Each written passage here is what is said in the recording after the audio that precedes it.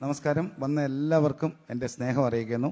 Lal sir 25 വർഷം എൻ്റെ എന്താ പറയാന്നറിയില്ല, അങ്ങനെ എൻ്റെ ജീവിതം ഇവിടെ വന്ന് നിൽക്കുകയാണ്.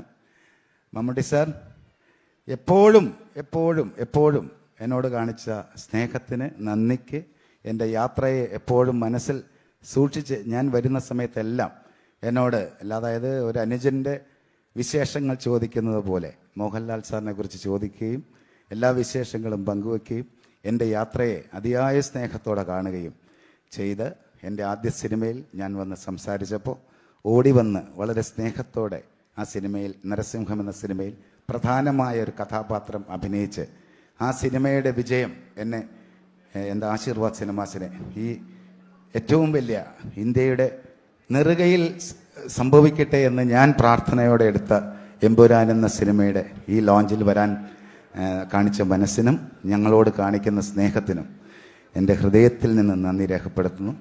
എൻ്റെ ഈ ആദരവ് സാറ് സ്നേഹത്തോടെ സ്വീകരിക്കണം, വളരെ സ്നേഹത്തോടെ. നന്ദി.